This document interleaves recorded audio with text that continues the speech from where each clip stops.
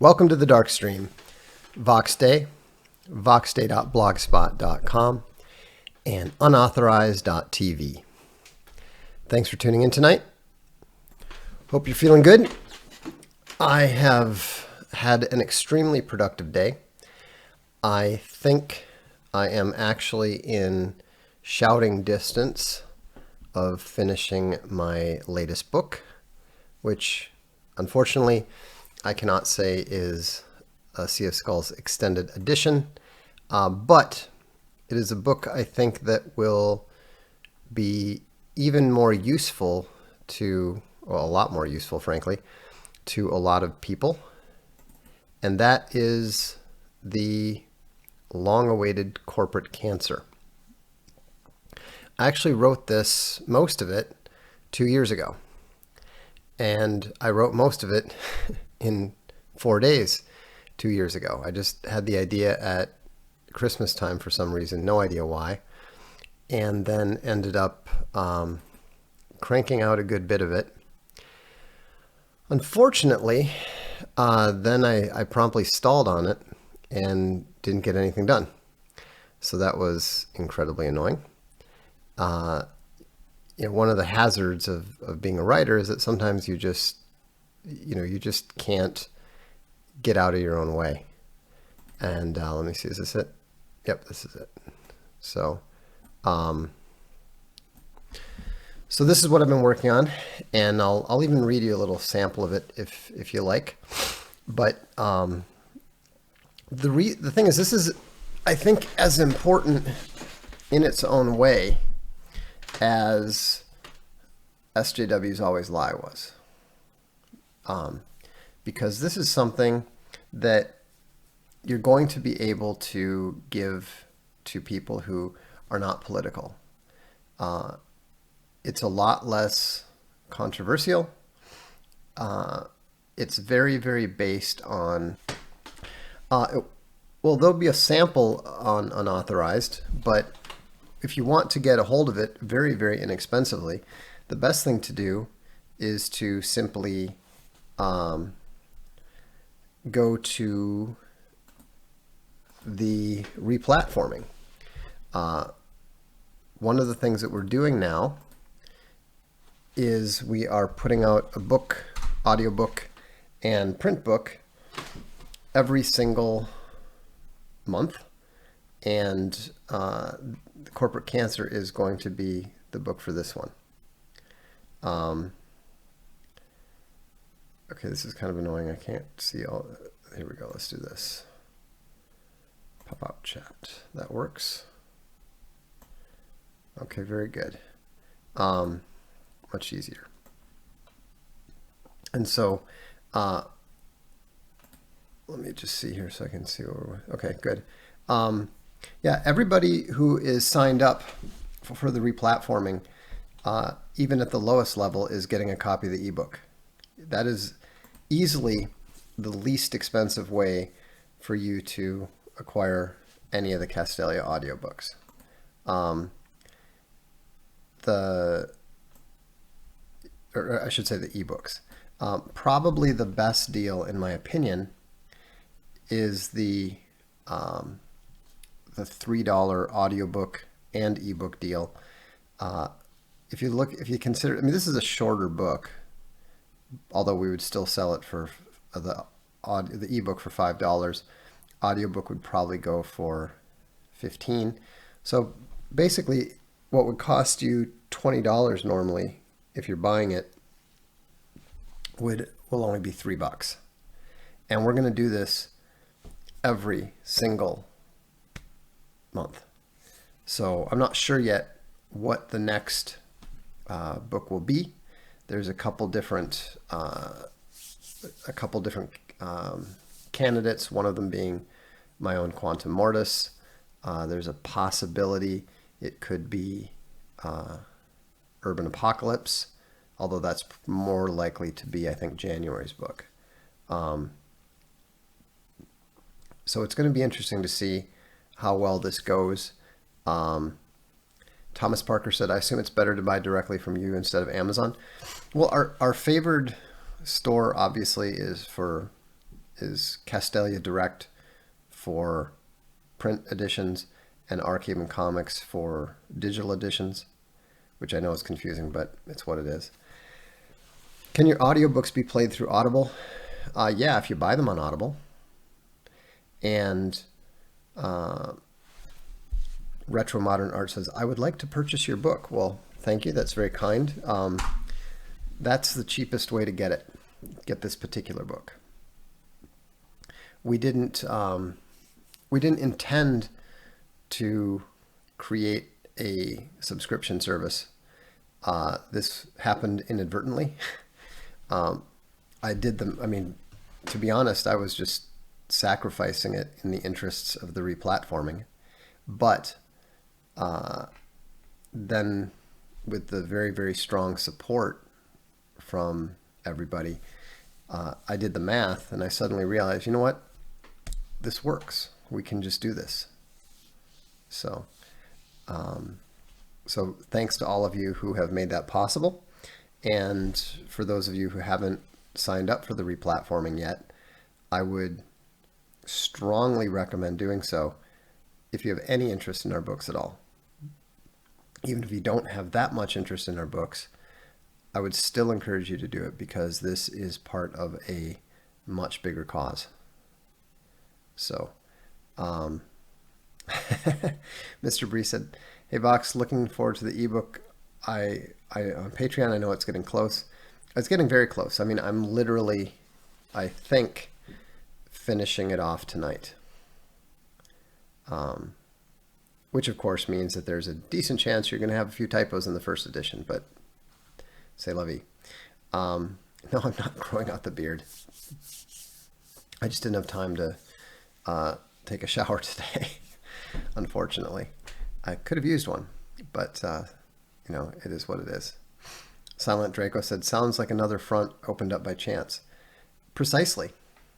You know, one of the things that we are getting increasingly good at is learning to react and take advantage of opportunities that happen to present themselves in passing. You know, it's really useful to be able to be that flexible. And so, you know, some of the stuff that we're doing is very planned and deliberate, like Castelia Deluxe, like Social Galactic. You know, these things that take a while. We're very patient with them. You know, some of you will be aware that we have, you know, the Game Brain stuff has been 3 years in the making, and it'll be ready when it's ready. You know, we don't worry about it. But then also there's these opportunities that just pop up, and you know, then we just go, okay, fine, we'll run with it. We're not going to worry about it getting in the way of other stuff that we're doing. Now, one of the reasons that we can do this is because when it's one of my books, or when it's one of our authors who are close enough to us that they're willing to sacrifice potential royalties in the interest of the mission, so much the better. Callista Bear says, thank you for organizing the campaign box. It's a huge mental relief to feel that there is a way to impact the culture war for good. There's a lot of ways. You know, there is a lot of ways to do so, and it's simple stuff. I mean, think about this. How many of you have gone and just posted a short Amazon review for books that you support, for authors that you support? Do that. You know, it doesn't cost you anything. You know, getting involved with the replatforming, it's $1 a month. You know, there's a $3 a month level that is super affordable. I mean, I understand. Not only not everyone, most people can't afford things like, you know, the leather-bound classics. I understand that. I don't expect most people to do that. Frankly, the fact that we're already at 76 sets astonishes me. I thought maybe we'd get like 25, you know. But what we try to do is we try to make sure that we have options for everybody. I mean, look at the stuff that we have out there right now. Today, there's stuff that we encourage people to do that costs them nothing. There's stuff that is only $1, and there's stuff that's $1,250. I mean, it's even more actually if you look at the heirloom set, right? It doesn't matter what level of resources you have. There is always something that you can do. There is always something that you can contribute. You know, and people say, you know, oh well, you know, we don't like it. You know, we don't like it when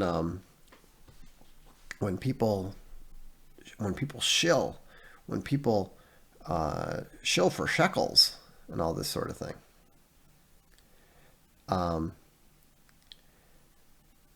And so that's just so ignorant, because everybody is giving something. They're giving time. They're giving, you know, their talents. They're giving money. They're all doing something. I mean, think about this. Look at how much just stuff Castalia produces, Castalia, Archaven, etc. Do you realize it's all the same people? It's just the same small number of people. And quite a few of them are volunteers. I mean, for example, when I put Castalia, or when I put Corporate Cancer out there, I knew that there wasn't going to be, every single book that went out there for $1 meant no royalties for me. I don't care. I'm not asking you to like praise me for my sacrifices. I'm not asking for that at all. I'm just pointing out that all of us don't hesitate to do these things. And it's not just me. You know, I've talked to 2 or 3 other authors and said, hey, do you want your book to be part of the, you know, do you want one of your books to be part of the next replatforming month? And every single time that I've asked one of these authors, they didn't even hesitate to say, yeah, sure. And they didn't ask for anything at all, because they know what we're doing with this stuff. They know what we're working on, or at least they have some idea. You know, so like for example, on some of the projects, I was just talking to the Social Galactic 2.0 guy, and we are going to be inviting those previous the people who have still been subscribing to Social Galactic. They're going to be getting access this weekend, and we are optimistic that we are going to be able to launch sort of the version 1 in December. That's the current plan.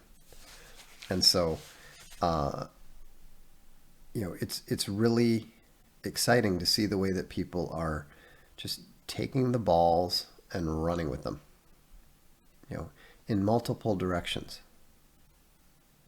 You know, the fact that what am I referring to when I say replatforming? I mean this. This is part of our replatforming project to, number 1, get Owen back on Patreon, and number 2, ensure that Patreon doesn't deplatform anyone else for political or ideological or opinion-based reasons. You know. Yep. So it doesn't have anything to do with unauthorized TV, but I can tell you that there is going to be some. Owen has hinted that he's got something in the works, so it's going to be interesting to see what that is. I kind of shudder to think. I always get a little bit nervous when Owen starts talking about he's got a great idea. So it's going to be really interesting to see. Should I read SJW is Always Alive first before Corporate Cancer? No, you don't need to. It's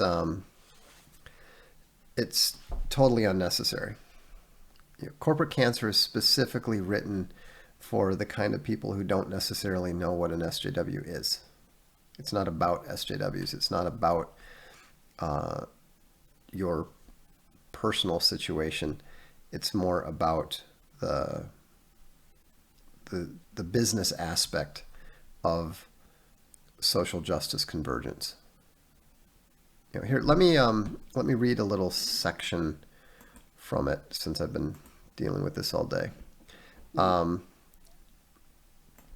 me see here. Okay.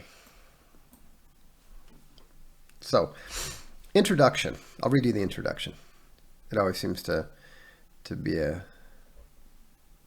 reasonable thing to. Okay. The death of Star Wars. Like many young Americans in 1977, I found myself sitting in a darkened theater, staring up at the screen in total awe as yellow words crawled towards the top. By the end of the film, I'd become more than just a mere fan of Star Wars. I'd become a bona fide fanboy. I saw it for my birthday, my best friend's birthday, my next birthday, and his next birthday too. In all, I saw it 7 times before the age of 10.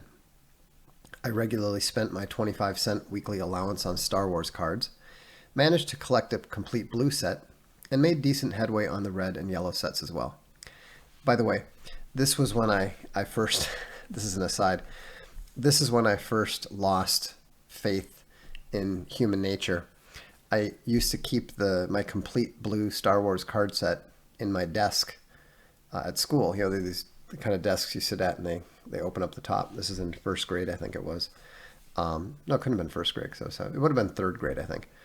Anyhow, one day, literally the day after I completed my blue card set, it was stolen from my desk.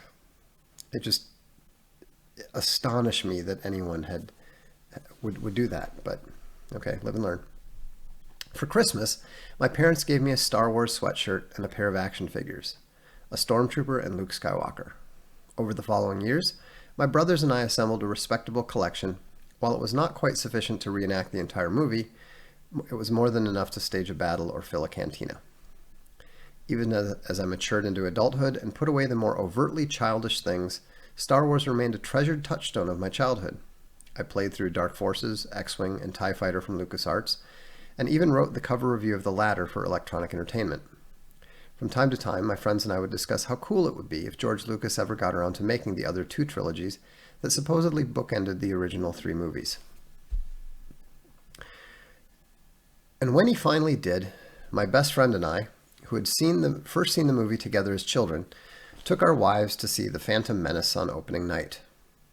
It was a disappointment, of course, as were the subsequent 2 films, which, by the way, I didn't actually see either of the 2 films. I was that disappointed with the first one. And so I was pleased when Lucas decided to sell Star Wars to Disney for an astonishing $4 billion. After all, if there's one thing that Disney knows how to do, it is to make great movies, right? How could anything possibly go wrong? But what I, and everyone else, including the financial analysts, neglected to account for was the fact that the Disney that acquired the rights to Star Wars was no longer truly the same corporation that created instant classics like Snow White, The Little Mermaid, and The Lion King in years past. That Disney is long dead, and its animated corpse is now being worn like a skin suit by executives with objectives that would have been unrecognizable to Walt Disney or his successors.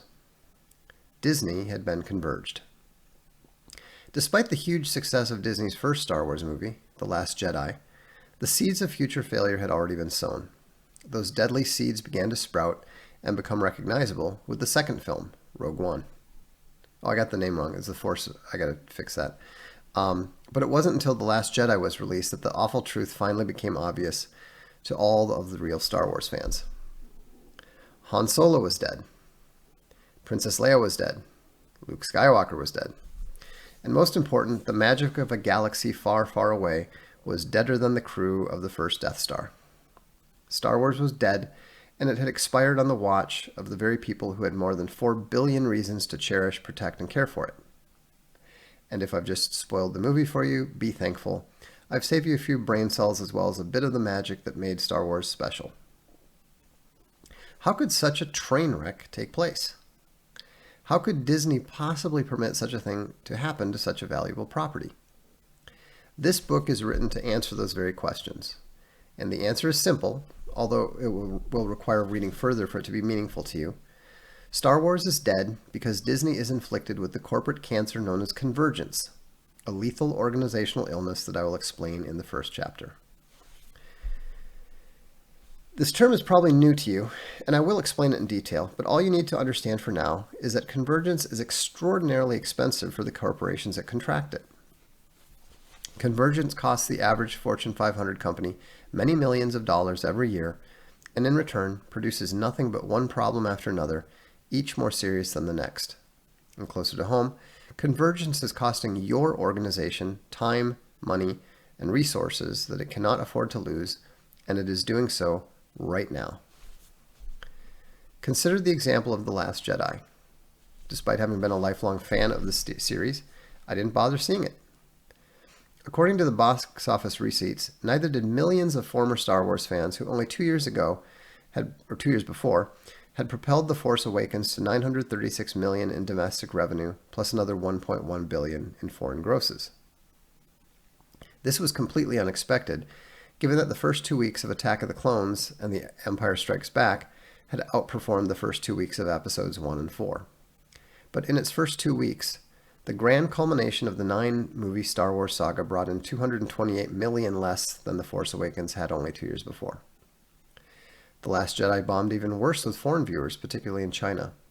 In the end, the 8th episode of Star Wars, with its proud purple-haired Cruella de Vil's, new girl power icons, and minority heroes, was around 35%, or $750 million, short of pre-release expectations. Its home video performance was even worse, as the $80 million in DVD and Blu-ray sales of The Last Jedi was nearly $110 million less than its predecessor. Between the lower box office, significantly reduced home video sales, and even more catastrophically shrunken merchandise sales, The Last Jedi underperformed by more than $1 billion thanks to the movie's convergence. Think about that. They lost over $1 billion from their anticipated revenues. But the greatest cost of the convergence of Star Wars was to its brand. The box office failure of Solo, a Star Wars story, which has been widely derided by former Star Wars fans as Soylo, for the way in which the roguish space smuggler was reinvented as a soy boy more palatable to social justice tastes, strongly suggests that the Star Wars brand has finally lost its magic for good. The idea that a Star Wars movie would be trounced at the box office by a minor superhero sequel would have been unthinkable only 4 years ago. And yet Solo only brought in $375 million compared to $721 million for Deadpool 2, which, by the way, was kind of a bomb. As if that wasn't bad enough, its poor performance caused Disney to cancel a planned Boba Fett movie. If Boba Fett, arguably the biggest badass in the Star Wars galaxy, can't carry a film, then who can? So as you see, the costs of convergence can be expensive indeed, and they're not limited to Hollywood. As you will see again and again, convergence consistently turns away customers, reduces revenue, destroys brands, and chases away anticipated sales.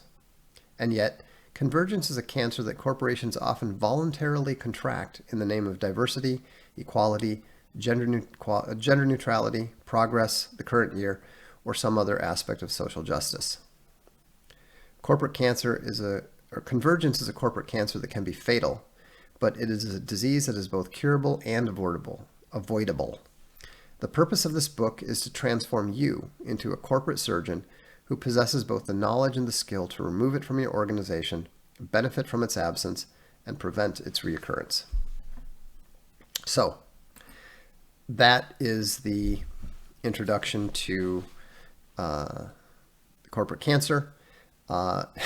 Reading it makes me think that I need to add another paragraph on one of the other Disney Wars movies. But,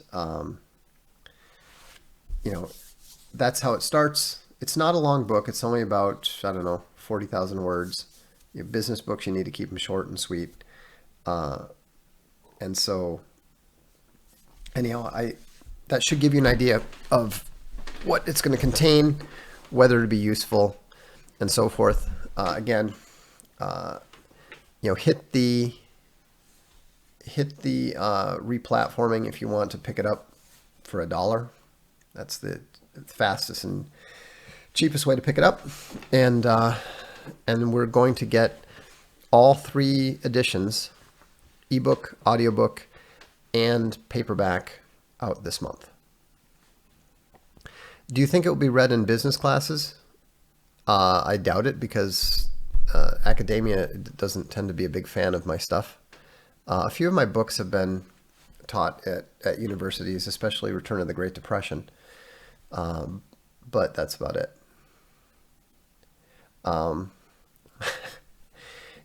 It's always funny when people pop up in the chat and ask really, really stupid questions. Anyhow, coming in late makes me laugh. So let me get to the super chats here. Let's see.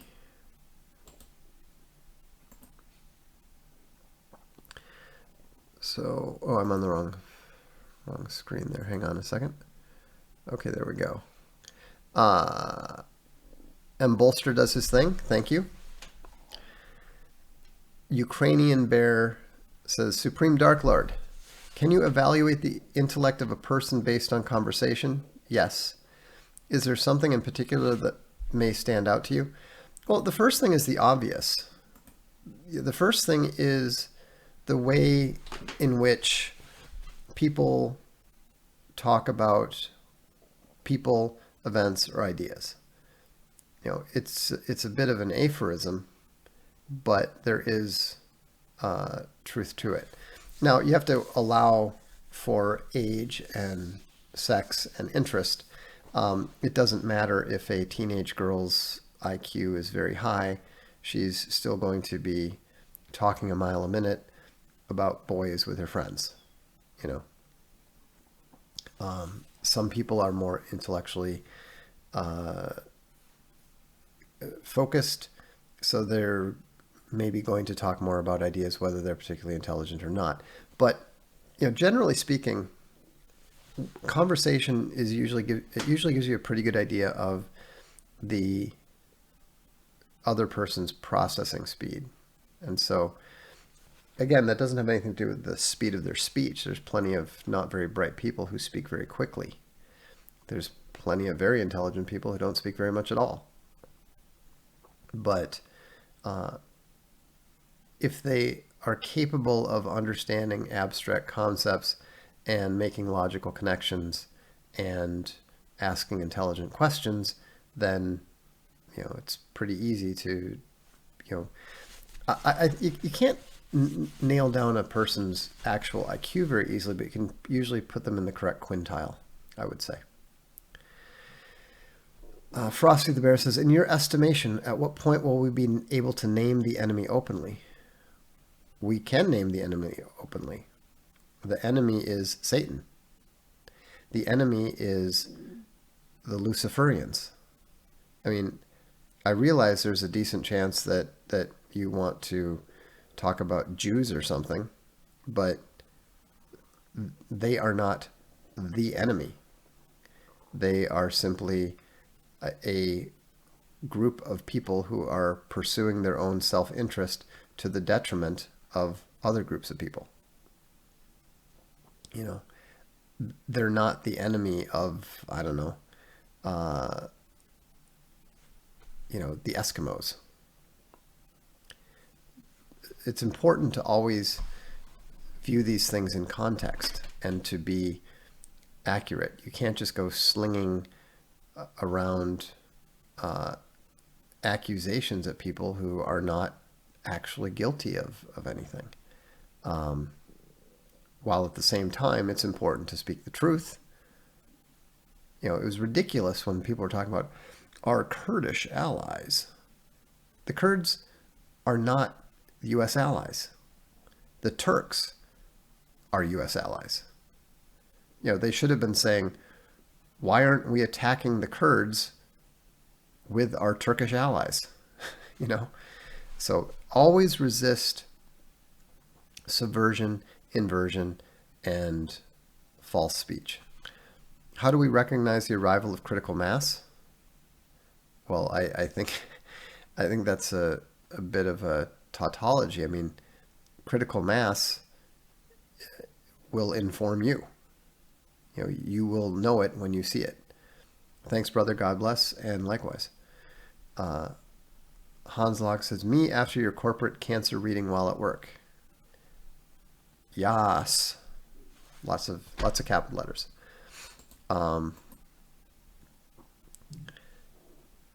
Let's see. In your estimation, at what point will be? Oh, that was okay. We just have Deranged says my Patreon is at 1 and has already gone out. Can I upgrade to the next package and get the audiobook this month? Yeah, I don't see any problem with that. I mean, what we're going to do is we're going to look and see. I think we can see where people actually are. Like if you've changed to 3 but you were at 1 or something, I think we can see that. If not, we'll sort it out. I mean, this is not something. Keep in mind, this is not something that we ever planned as a primary. I mean, this is not like hey, we're going to sell books this way. You know what I mean? So, I mean, you guys know perfectly well what the purpose of the replatforming is. And so that's the focus. That's why we want to, I mean, that's why we're, making memberships available at $1, because the whole point is to get that up to 5,000, 10,000, whatever, and make it so that it's so easy for people to go, yes, this is absolutely worth it. If people want to upgrade, then we want to encourage them to do so. And if that means they happen to get a better deal 1 month to the next, fine, great.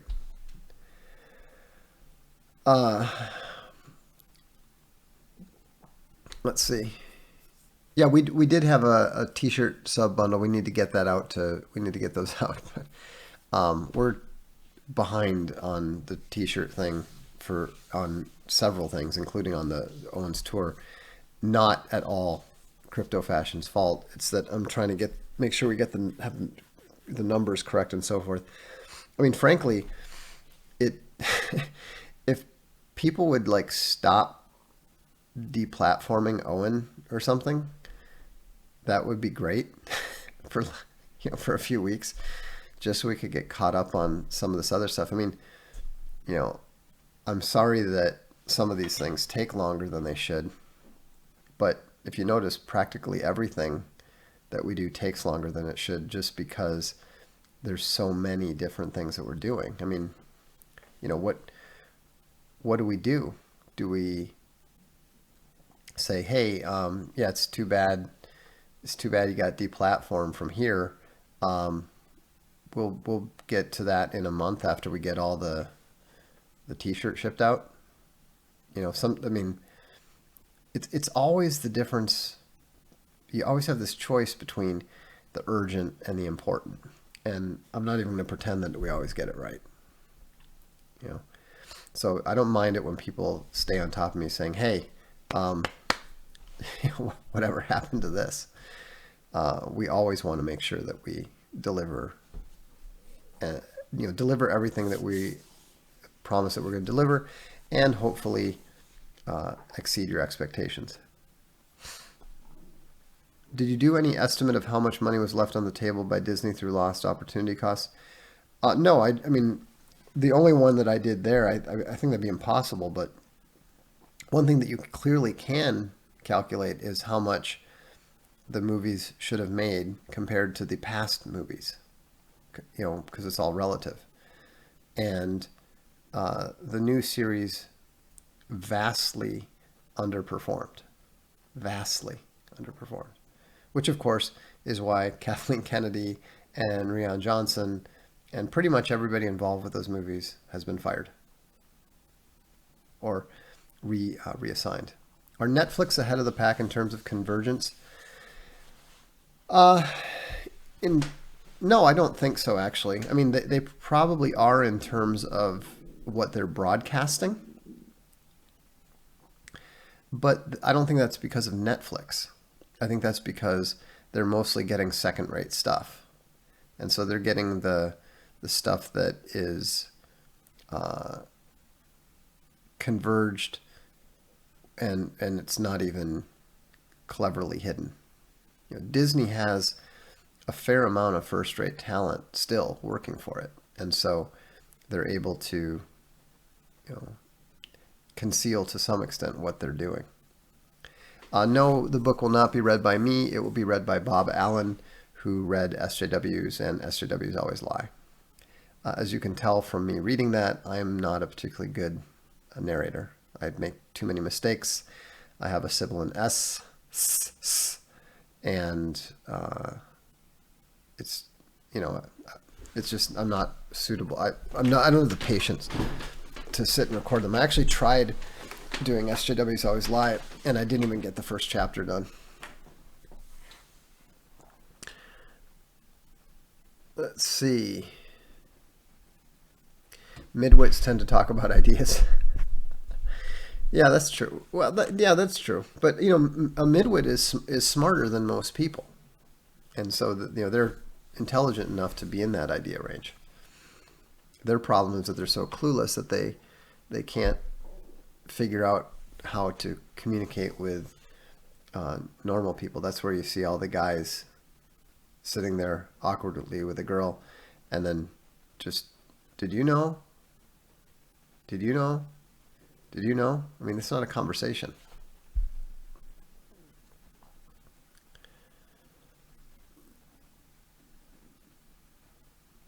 Let's see. I don't know who Dan Pena is.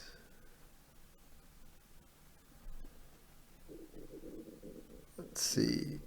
Can you say something about denouncing in politics and its use for ritualistic humiliation tactic first and foremost? It's not a ritual humiliation tactic. It's about isolating. It's part of the process of isolating the targeted individual. So for example, until they gave up, numerous people used to get me to try to denounce Owen. They would try to say, did you know that he said this? Now that doesn't work on me because people, which those guys being stand-up men, refuse to do, despite the fact that they, obviously disagree with me on a number of things. And of course I feel the same way. You won't hear me say negative things about those guys. They're good men, quality men. So that when they're trying to get you to denounce somebody, it's just there's two purposes to it. The first one, of course, is to isolate the person being denounced. The second thing is it's a form of submission, not humiliation. It's a form of submission. They know that they can get you to do their will. That's why it's important not to go along with it, even if you feel like denouncing the person. What's the range of a midwit? Midwits are, I usually consider them to be in like the 105 to 115, 120 category. Maybe 105 to 120.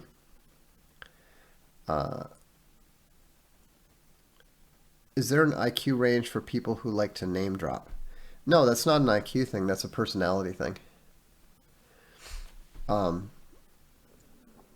Those are just people who are attempting to achieve status through association. It's just a different form of guilt by association. It's only positive. Guilt by association is negative. Status by association is positive. And it's. I mean, everybody enjoys it to a certain extent.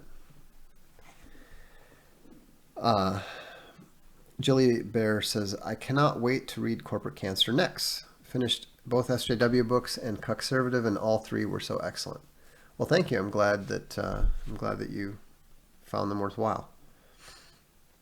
Will you ever do a book on the social sexual hierarchy? Yes, eventually.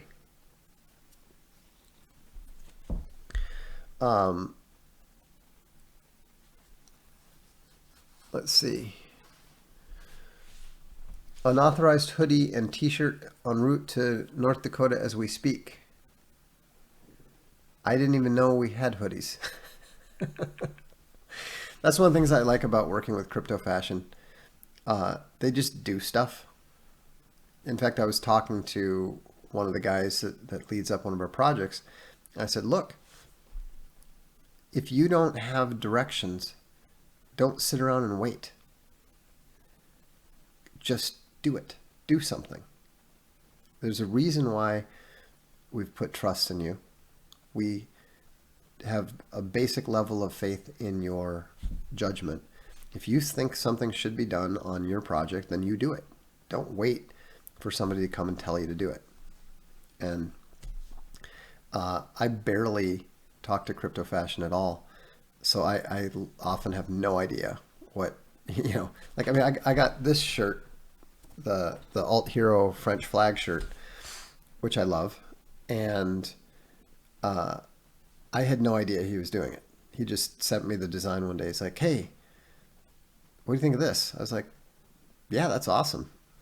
And it was funny the other day because I was wearing this and Space Bunny was wearing the female short sleeve version. And I said, hey, baby, we're all hero twins. She looked in horror and said, I think we spent too much time together. That was funny. Anyhow, let's see. Will you denounce Zammy for his bigoted comments about squirrels? I wouldn't dare. We have too many dogs in this house for me to be denouncing Zammy.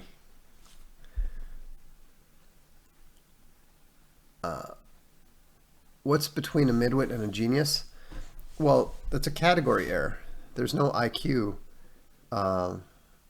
There's no IQ for genius. Genius is about ability and execution. It's not about your IQ level. I mean, for example, I have what is called sometimes a genius level IQ. But I will be the first to tell you that I am not a genius. I have known two geniuses. My son is acquainted with another genius.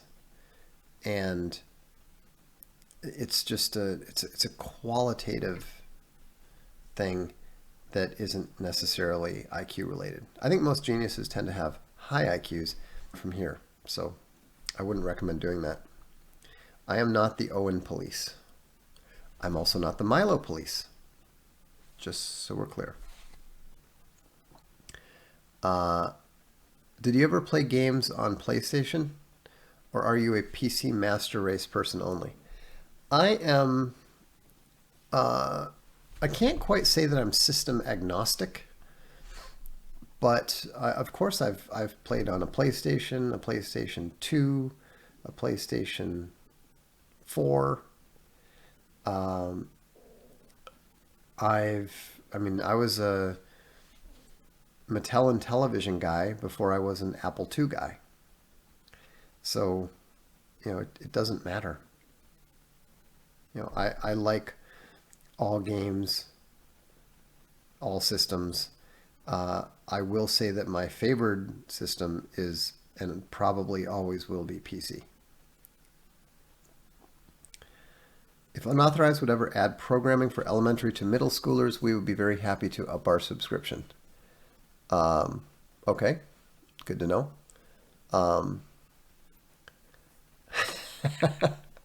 John Beckham says, wait, does that mean Vox has 6 shirts now? What are you talking about? I've got absolutely tons of shirts. I've got so many t-shirts that my wife is threatening to throw half of them out randomly if I don't excise a number of them from my closet. It's just that all of them are black. Well, not all of them are black. 95% of them are black. And so because of the way that the camera is set up here, you can't always see what I have on my shirt. So this is not the same shirt. Tonight I'm wearing the Alt Hero French flag shirt. Last night I was wearing the Viral Films Media t-shirt. The night before that I was wearing a black Minnesota Vikings shirt, I think. Anyhow, the point is that I have lots of different shirts. They just all look the same to you.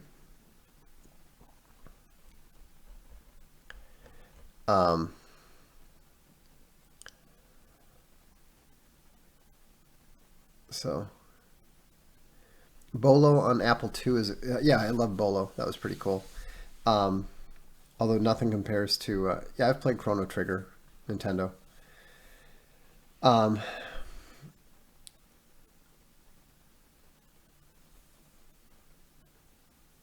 Yeah, it was kind of funny. Back in the day, I was I was drying some shirts on the. I didn't like them dried in the dryer, so I would hang them up on my closet and leave the closet open and let them air dry. And a girl came over and said, "Hey, I don't mean to alarm you, but someone snuck into your room and hung up some white t-shirts in your closet." Because obviously they didn't belong to me because I only wear black. But I did actually have a fair number of white t-shirts then. I'm trying to think if I have any now. I think I still have my white Legion of Doom shirt, but that's not really the one for wearing. Do you think Shapiro's Achilles heel is? What do you think Shapiro's Achilles heel is at Q&A? His hatred of Christianity. If you ask him questions about, is the God that you worship the Christian God? He will tend to run away from that. Do you like the original Final Fantasy VII? No. Are you interested? I don't play Final Fantasy. Not interested at all. Does Dan Carlin accurately portray history in his podcast? If he's that like whatever history guy, I've only watched a bit of it, but nothing struck me as wrong. How many yolks were in that giant egg? We haven't cracked it yet. One thing about Intellivision, there was a lag time on the controller. Yeah, that was a little bit annoying. Atari 8-bit computers were nice. Yeah, I really liked Star Raiders. That was, I thought, a great game. I've been meaning to actually play that again one of these days. Did you ever visit those two-story arcades in Japan? Yes.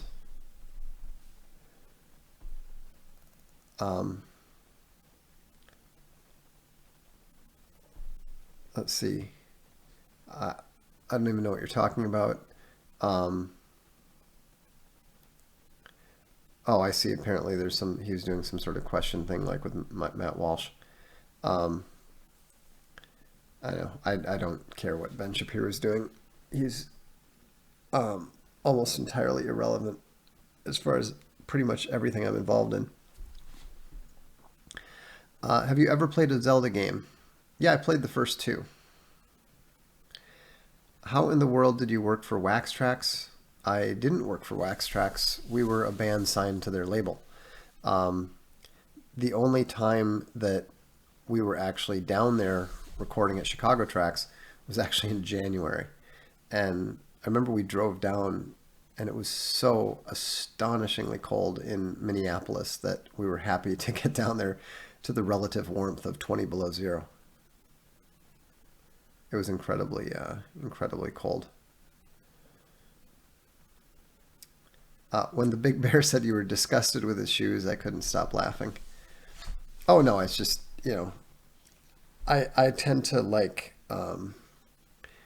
nice Italian leather shoes, Bally, Gucci, those type of brands. I don't remember what shoes he was wearing. I think they were some sort of sneakers or something, but I think my mind blocked out the horror.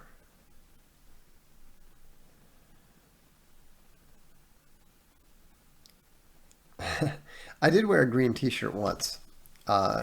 David the Good sent me a Compost Your Enemy shirt, which I wore once and promptly gave to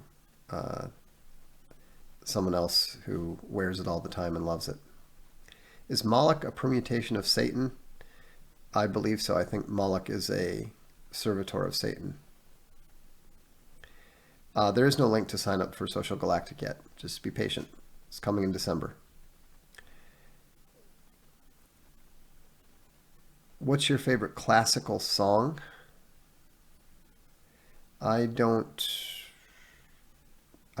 really know. I don't tend to think of classical music in terms of songs.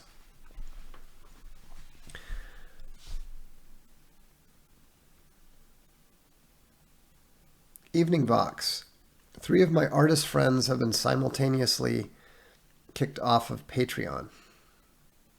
Wow. Was that recently?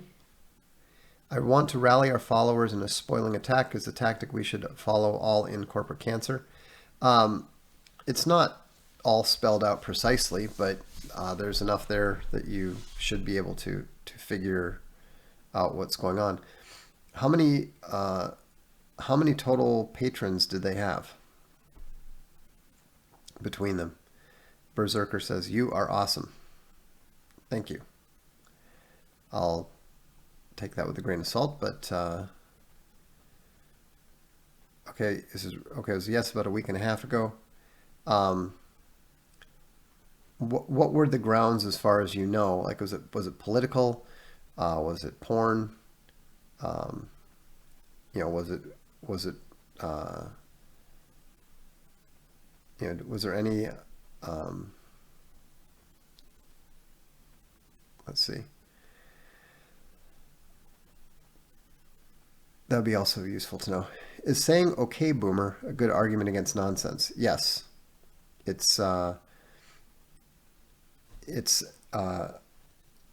wouldn't. You have to know your target. It would be very, very effective. It's very effective on boomers because boomers expect to be catered to, respected, listened to, and so when a millennial says "okay, boomer," or just the fact that boomer is now considered a pejorative. I can tell you right now. No, it is very effective against it, both in person and on the internet. But the reason is because boomers tend to think that they're very special and that it's very positive. And so when you use it as a pejorative, that is intrinsically triggering to them. It's also very triggering to Gen Xers because, as a general rule, Gen Xers dislike boomers more than anybody. I mean, they will take offense. What's the ETA on the unauthorized apps? I have no idea. I'm I've asked about that because they were supposed to be delivered by now, or, so I'll find out. They just, the thing is, they just did a big upgrade and broke some stuff. So we just got that stuff fixed about 2 hours ago. Alt Hero is not for kids under 10. Born in 1969, you're Gen X.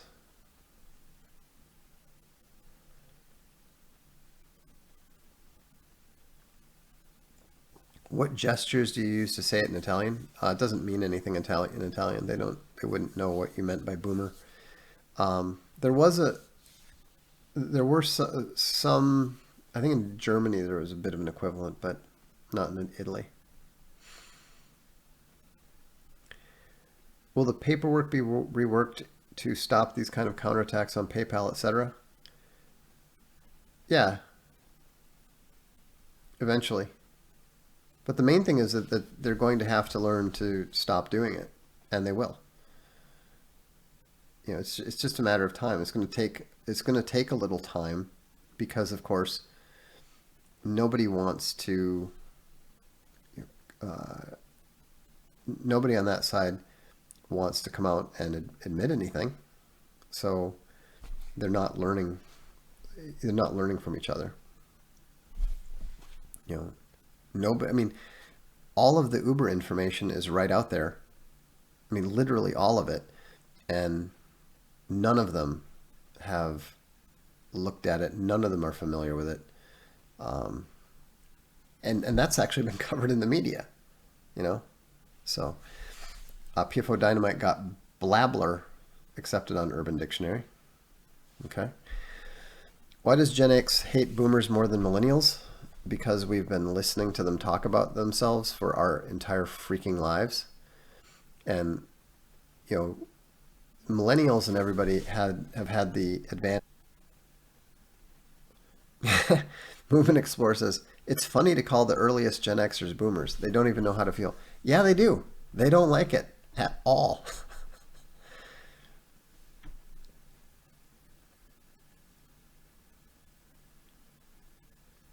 Yeah. James Pirate says, Gen X was supposed to be raised by boomers if they had done their job. Remember, the whole concept of a latchkey child was developed to describe Gen Xers whose mothers were not around to welcome them home from school and raise them. So this was all new, and we knew it because our grandparents didn't behave that way. So PFO Dynamite throws in $5. Thank you. Dances with Logos upgrades to Silver Pack. Welcome. So, all right. I should probably, I need to get going here. So, well, thanks very much for tuning in.